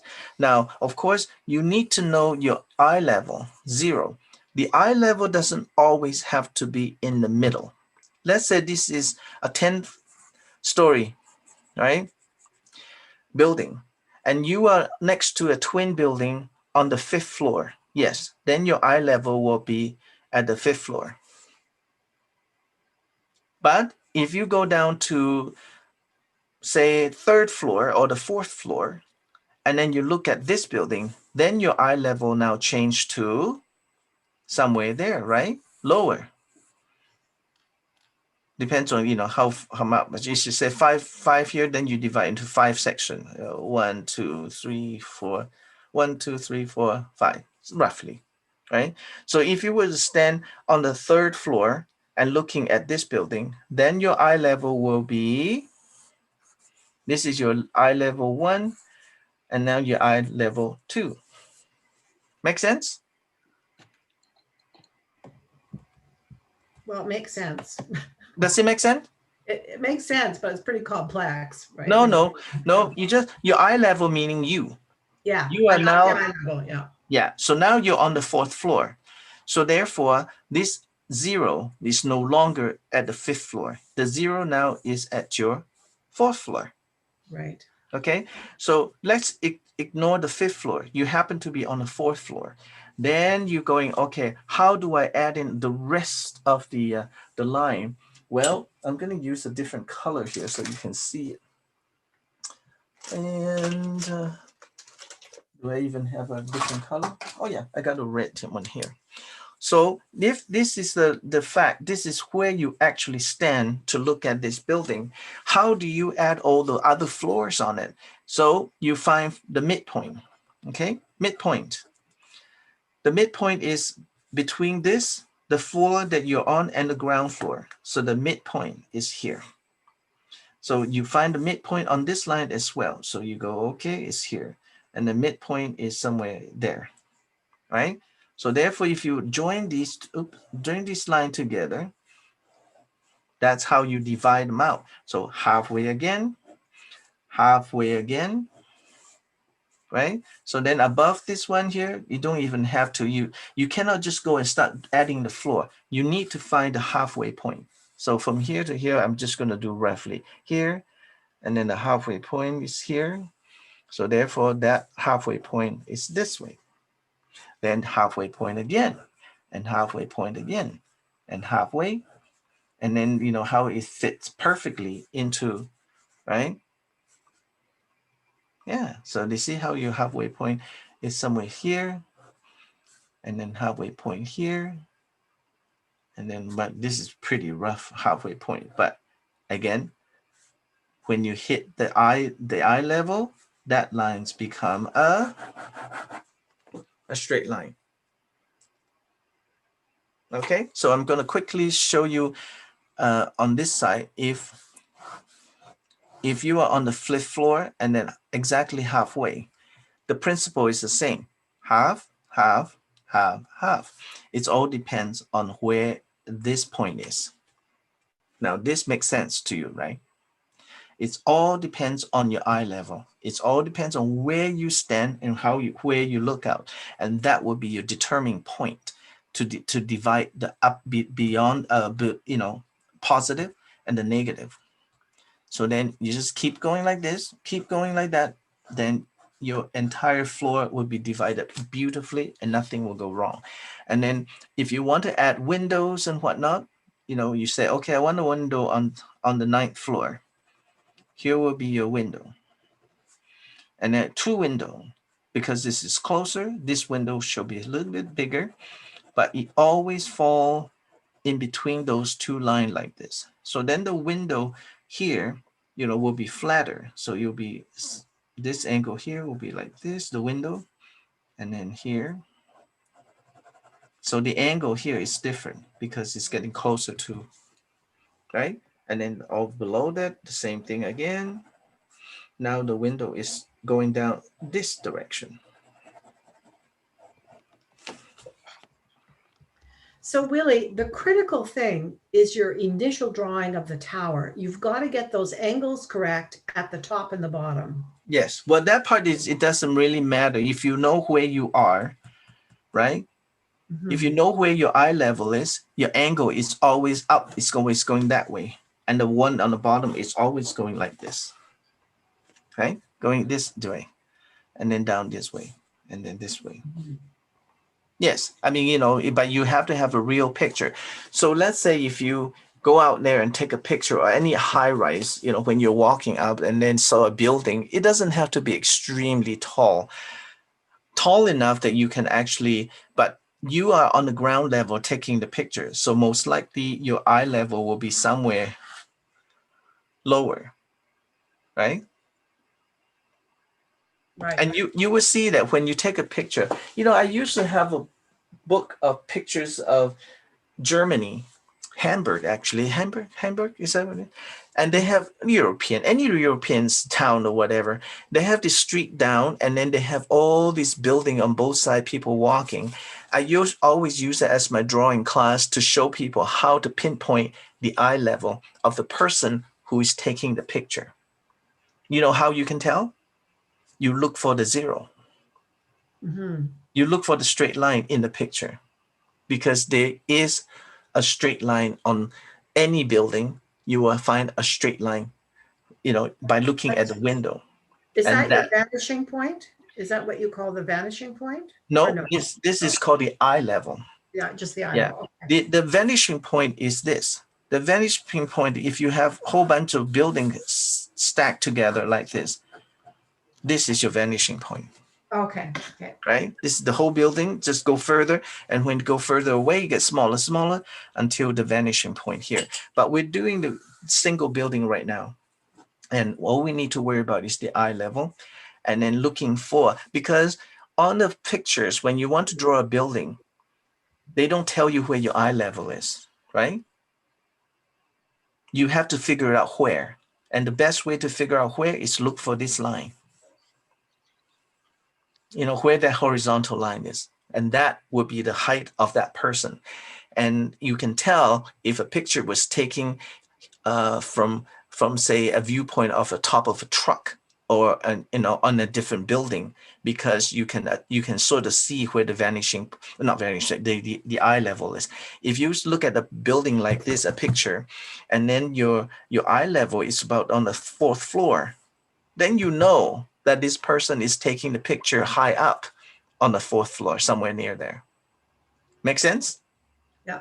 Yeah, because of this line, it gives away. It's a giveaway that this person is no longer standing on the ground looking, But if you're on the ground, especially super high rise, most likely you will have this kind of angle. Instead of straight line and doing this, instead of this, that using a camera, they can adjust it.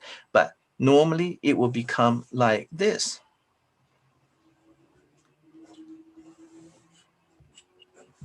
Right?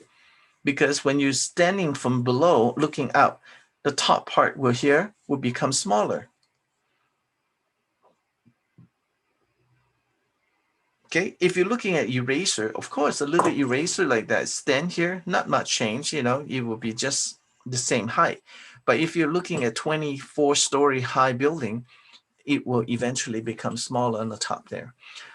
So this is another thing that I'm sure you go for walks a lot in the neighborhood or whatever, and especially if you go somewhere and with tall building, just take some picture and then come back, and then you just look for a line, especially if you have those kind of a shopping mall where they have lots of buildings joined together, then you can look for for that eye level. Okay. So I won't give you too much. All you have to do is do this. And I'm going to photograph something like this and then send it to you. Or I can photograph this one and then you can fill in the blank, and you can just draw from here. And you can see if you have problem seeing that, all you have to do is get yourself a little box. I don't know what box would it be. I don't have a little box somewhere. You just have a box like this. Then you just put it right in front of your eye. So then your eye level is right there. And close one eye and you can see how everything looks. And then you move it. Then if you look at it like this, right? Then your eye, your zero is here. Then you just move it up. And then the further you move up, you're going to see the bottom. And the further you move down, you're going to see the inside part of it. So if it's right here, you explain right there. Okay, so I think this is enough for today. You have lots to chew on here. Willie, we don't have that page. Are you sending us that one too? The Yeah, definition? I'm gonna send you. I think I have to check this email what I sent you, but yeah, I sent you that one, and I'm gonna send you the guy too. Okay. Excellent. Thanks, Willie. Okay, so this one going to you.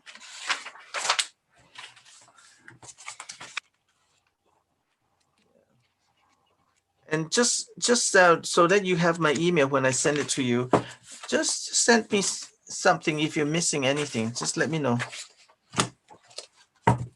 Okay, sounds good. Thanks, Willie. So do we need to trace one of the drawings that you're sending us? You need to what? Trace?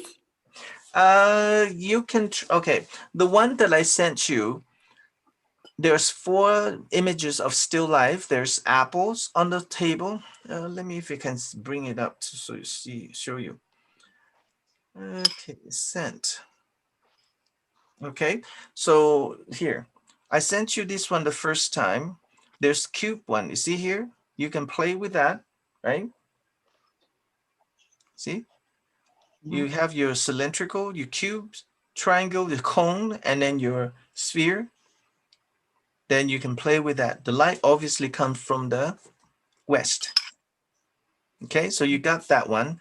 And then the other one I send it to you is up to you. You get to choose and pick what you want to do. And sometimes I don't even want you to do the whole picture. You just zoom in. And for example, you say, oh yeah, I just want to do this 2 apple just for the fun of it, just to apply my circular highlight, core shadow, reflector light kind of thing. Yeah, you understand? All right. Yeah. So, I mean, if you want to do the whole picture, this will take forever to finish. So, and I don't want you to spend way too much time. So then this one here is really high gloss, and it's really pretty too. And of course, if you just pick parts of it, you can do, So the other one I sent you is this one that I show you that I was working on with the pots. Again, you can pick and choose what area you want to do. So if you're ambitious, yes, you can do the whole thing, or you can do the simpler one, this one. This one is much easier to do. So sometimes people just do this like this, so that you get to study the reflective light, here, and you highlight shiny porcelain, and then all the lines from all the different shading and everything. So you can just do a picture like this, right? But the one I drew out, I drew the whole thing out like this. So those one you're gonna prepare for the 3rd week. Right, you can, and if you draw that out, without drawing, it doesn't matter. Next week I'll explain to you where to start with that. Okay, and then I will be sending you the rest of these stuff here. Thank you. Okay, so Enjoy the nice weather now today. yeah, the sun is probably setting now. Not till 10 tonight or something. Yeah. Okay, you'll be getting in the next few minutes the handout here. So, all right. Okay, thank you, Willie. I don't know why I lost you guys, your picture of you. I don't have it on my screen now. My picture? No, you guys, I can't even see you. My face? Yeah. My beautiful face. I'm going to draw a picture of myself, so I hope you'll recognize it when I send it. Ah, It'll be my ideal picture of myself. okay. Yeah, I don't know. Sometimes all of a sudden it just changes. The I screen just changed changes. it on my end, Willie. Oh, okay. All right. That's It was okay. it was by set on speaker, like side by side speaker, so that when you speak, then it's on you. Oh, okay. So if I shut off my line now, I can see you only then. If I turn off my other camera, then I can see you guys now. I Yeah, can see that's Pat probably there. why. Pat with this with the headphone on and everything. Yeah. Okay. So any question before we leave? Mm-mm. Okay, so basically your homework is just to play with a cherry. Just do one cherry, and then you get to see and then if you don't, I don't want to do cherry, just do a ball and then do the 4 elements on it so that you get a chance to do it. If you want to roll a stump, make a homemade stump, do that, or you just go to the store and buy the stump. Okay, and the homework for the other bigger picture is you can take 2 weeks to do, but I will give you instruction as to how to proceed next week. Is the kind of bigger picture. So then all the things that we'll be learning today and next week, you can then apply on those picture. You know, basically nothing really hard about drawing. The only the hardest part, right, you know, is to draw from live drawing, right? And that will come later. And I truly believe, and that's how the Chinese way of teaching is, that they want you to trace as many times as you can. The more you trace, it's just like they talk about using chopsticks. The more you trace, your hand and your brain are starting to establish the connection.